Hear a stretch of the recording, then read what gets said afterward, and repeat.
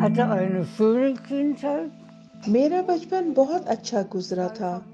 ہم ایک double family house میں رہتے تھے۔ نیچے ہم رہتے تھے اور اوپر دو بوڑھے میاں بیوی رہتے تھے۔ ان کو ہم نے ہاؤس وارڈن بنایا ہوا تھا۔ جہاں تک مجھے معلوم ہے اب وہ گھر موجود نہیں ہے۔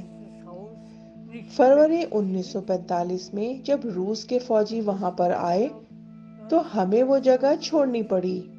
جب ہم نے وہ جگہ چھوڑی تو ہر کسی کے پاس کمر پر ایک بیگ ہوتا تھا اور سر کے اوپر ایک بستر ہوتا تھا۔ میری والدہ کے پاس بھی ایک بیگ اور بستر تھا۔ زیادہ تو مجھے نہیں معلوم لیکن کچھ مجھے ابھی بھی یاد ہے۔ Meine Mutter mit einem großen Rucksack. جب ہم وہاں سے نکلے تو وہ فروری کا مہینہ تھا۔ ہم نے وہ جگہ بذریعہ ٹرین چھوڑی تھی۔ یہ مجھے یاد ہے فروری کا مہینہ تھا اور برف باری ہو رہی تھی اور جس ٹرین میں ہم بیٹھے تھے وہ ایک کوئلے کی ٹرین تھی جو کھلی ہوئی ہوتی تھی۔ Es war Februar, es schneite. ہم بذریعہ ٹرین چیک ریپبلک کے شہر کارلس باڈ پہنچے۔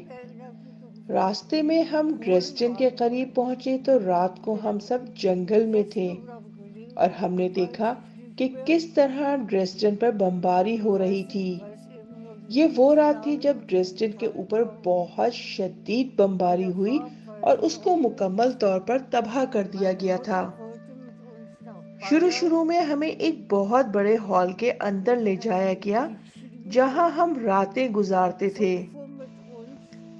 پھر اس کے بعد وہاں سڑک پر سے ہمیں کوئی ایک اپنے ساتھ گھر لے گیا اور گھر میں رہنے کے لیے جگہ دے دی۔ اس گھر کے اندر نارمل بستر بھی نہیں ہوتا تھا۔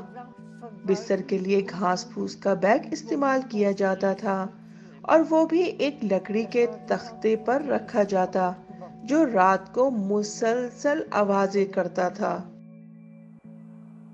Der 13. Februar 1945 war das. Ja, das sind auch nur so einzelne Sachen. Ich erinnere mich. جب ہم شہر میں ہوتے تھے تو وہاں دن میں بھی ہوائی حملے ہوتے تھے اور حملوں کا الارم بجتا رہتا۔ جہاز بہت تیزی سے نیچے آتے تھے۔ وہ جہاز ہوتے تھے جس کے اندر فوجی بیٹھ کر فائرنگ کرتے تھے۔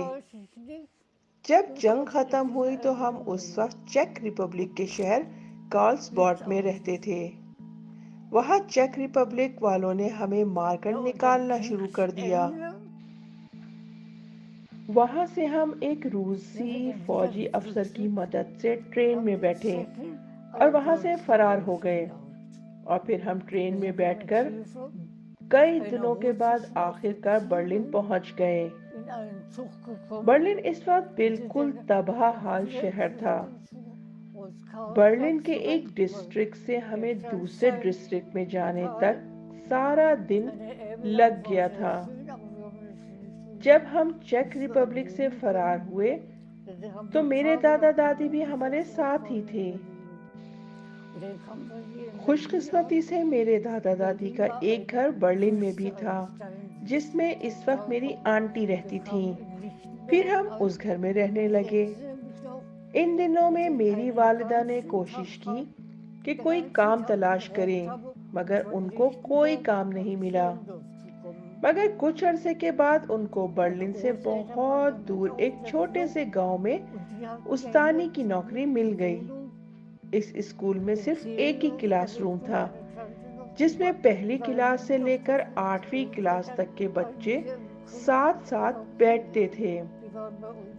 اب تم خود سوچ سکتی ہو کہ اس اسکول کی کیا حالت ہوتی ہوگی۔ Dann sind wir zu der Wohnung der Großeltern.